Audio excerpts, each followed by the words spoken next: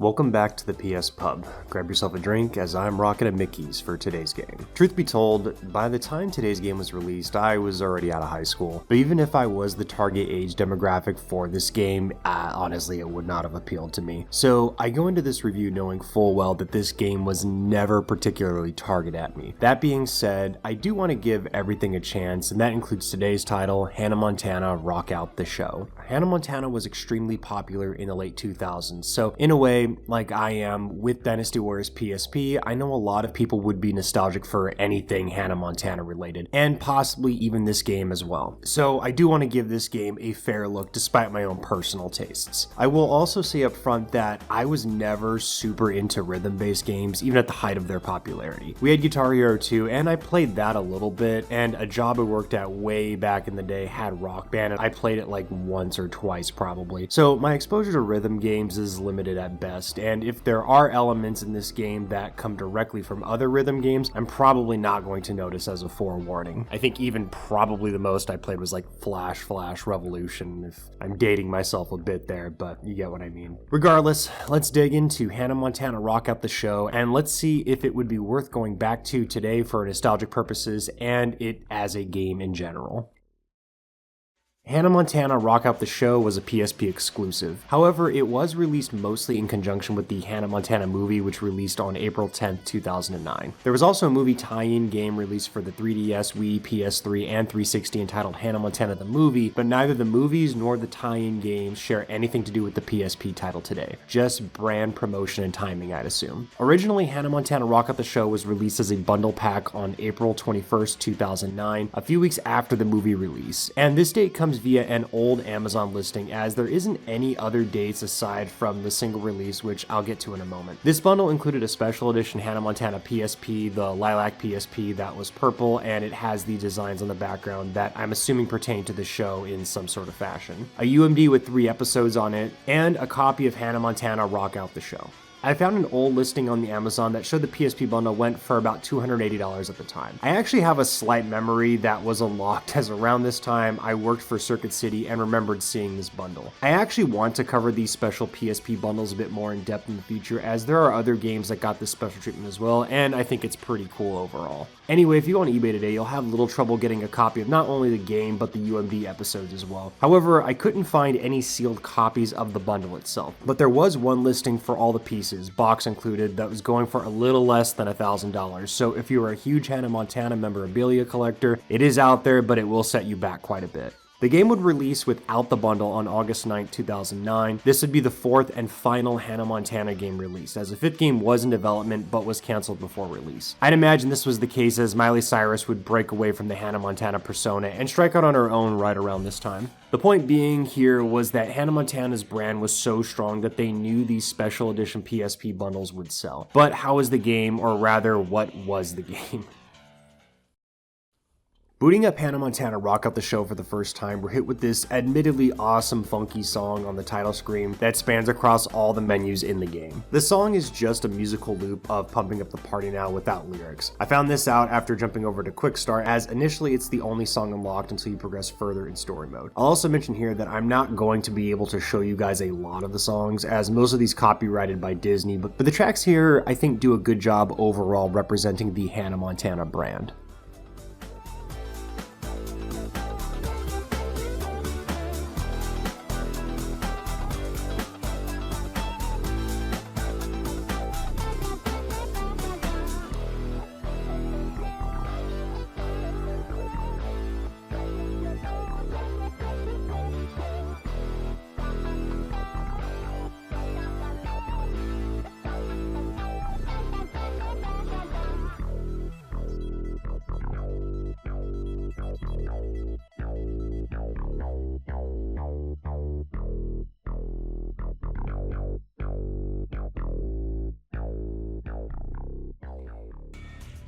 Aesthetics and overall presentation-wise, the game nails it from the jump. A pumpin' soundtrack mixed with the overall pink look and just girly, cutesy vibe instantly makes this recognizable as a Hannah Montana product. Not to mention they play up the show's jokey nature as well, even in the menus. If you wait long enough, one of Hannah's friends will pop up with their snarky-looking selves, essentially telling you to get a move on. And while this could be annoying, I kind of found it funny and a bit endearing, mostly because you do have to wait around for a while for them to pop up. And because it takes so long for these to trigger, the moments are not overly abundant. It's just the right amount of snarky, obnoxious personality that was just the right amount of lovable for many fans of the show.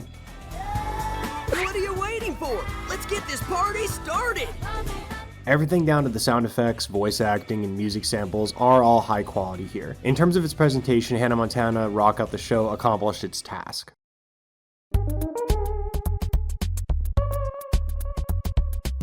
So, graphics.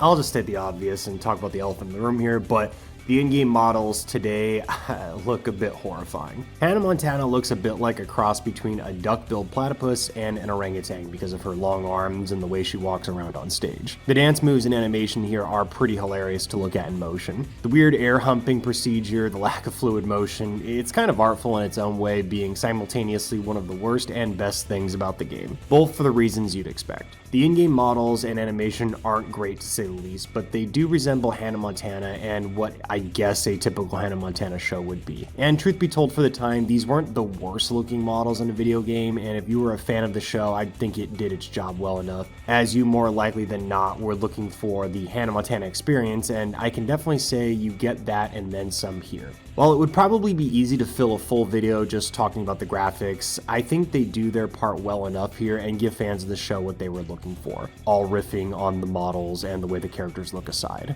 The stages themselves all look pretty good, each having a different theme based on the city that you're playing in. The props all look nice, and the effects both on stage and based on the rhythm gameplay all look nice and eye-catching. The crowd is another thing altogether, however, as there are only like 3 or 4 different repeating models, and it's painfully obvious during wider shots that encompass more of the area. With the exception of the pump it up mechanic, here there's like 3 more models probably. Overall, the game has that cutesy girl vibe from the menus all the way down to each aspect of customization in game. Minus the weak crowds and character models in general, the game does its job presentation wise. Speaking of, there are not only multiple customization options for Hannah Montana with different outfits and a few extra selectable options for variations on those outfits, but you'll also be able to customize your backup dancers' headwear, including hair and outfits that they wear. Even more so, you can change the stage effects via the Rockstar moments and mix and match these along with props in the background to your liking. If this is something that would interest you, there is a decent amount of items you can select in terms of setting up Hannah Montana and her show, with plenty of unlockables to keep things fresh and variety to the design of how you want to present your show and appearance. Not to mention you can do rehearsal, which shows Hannah teaching the backup dancers the moves, and it's only a few different combo strings, so you can see what works and what you'd like to change without having to back out of any menus or sit through an entire song. I thought it was a nice touch and a way to keep the younger audience that this game was aiming for engaged with the game. In terms of density, I think it has just about the right amount of customization options available without becoming a bit overwhelming, but I know this is a subjective thing as I'm not super big into customization options in general, but I know a lot of others are out there. For those that are, thankfully, as you progress in story mode, you'll unlock more and more items for customization options. It may not be enough for you, but I think there is quite a bit here to sink your teeth into if that's your thing. I'm super psyched about this world tour, Lily. Yeah, I know. You've been yapping about it all morning.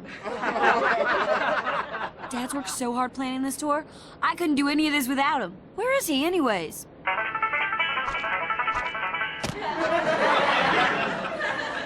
Hello? Daddy?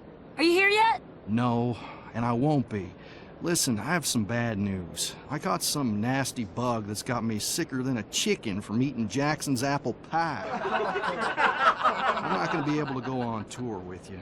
Sorry, honey. Sweet niblets!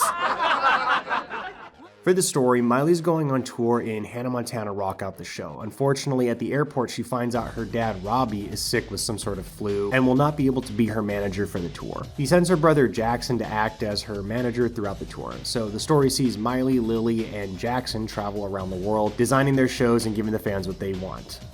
I assume. I'm not the biggest fan of the cutscene presentation here, as it reminds me a lot of Napoleon Dynamite, and I wasn't exactly a fan of that game. However, I think it works a lot better here overall, since I kind of get what they were going for with the cutscene presentation. Since Hannah's going on a world tour, everything's created like it's a scrapbook, and the other characters are kind of like paper dolls. It'll probably seem hypocritical, but I found the story presentation a lot less obnoxious and more palatable compared with Napoleon. I get that was kind of the point with Napoleon, but I guess it just comes down to subjective opinion for me. In total, there are 12 songs here for you to play through, all of which are unlocked as you progress in story mode. Each time you go to a new location in the world, the cast will have a small skip before you get to design your show and play the concert. I will mention when you're loading up, the game says it has 13 songs. I think this is because the final stage in the game has a slightly different rendition of another song in it. I think. If anyone knows for sure, let me know. The story itself is serviceable, I suppose, and if you are or were a fan at the time, I think you'd appreciate the moments here and there. In fairness, there were a couple times I got a decent chuckle. How did you get someone to let you borrow that kayak? I used my impossible charm. And it's not a kayak, it's a gondola. Now get on before it floats away.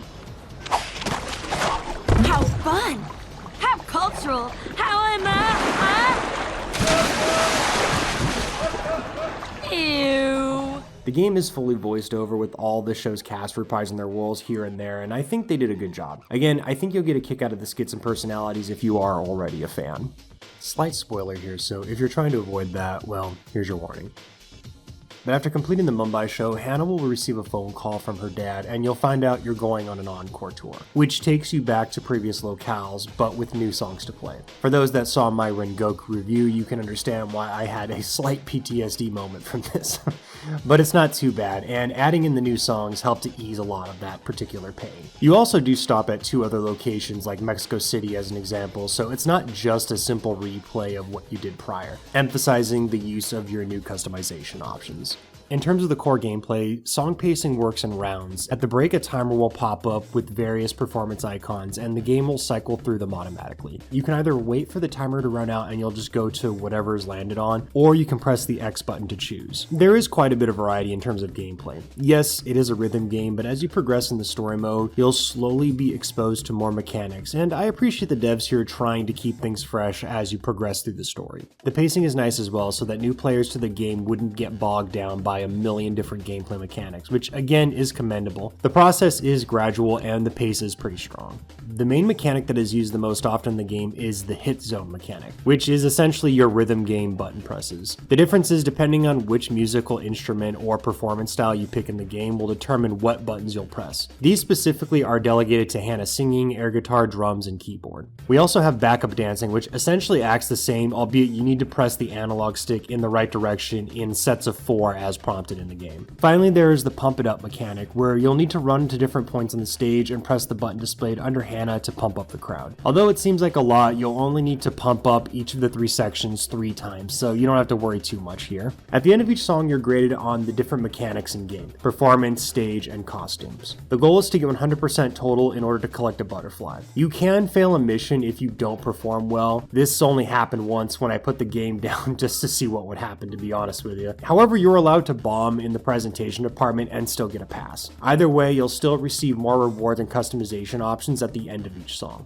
You'll want to try to play each different mechanic at least once, as these will help in raising your overall percentage for performance, with the max being if you're able to get 100% on each of the mechanics. You'll get 15% of the total butterfly filled. The rest deals with the other customization aspects of the show, but I gotta be honest here, I couldn't figure out what would actually get me better scores here. I'm sure there's a specific way to do it, but there's nothing in-game that hints at what you should do in order to achieve higher percentages in each of these customization categories. I got 100% a few times, but it really just came down to putting random stuff all over the place. So in order to get that 100%, you're going to have to experiment. And to be honest, I didn't want to spend that much more time experimenting with the game.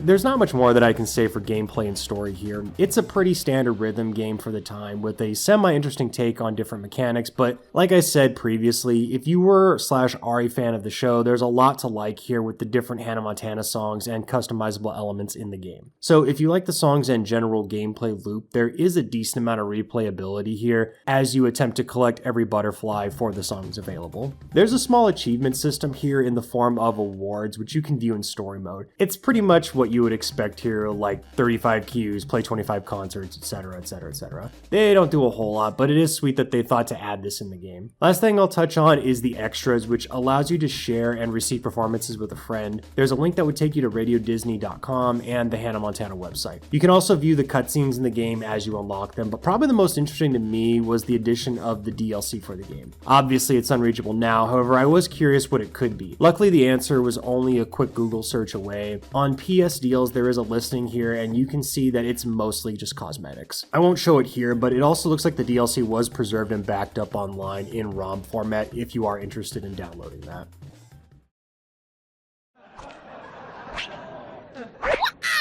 Please don't hurt me, Miss Karate Gal person. I pounce like a puma!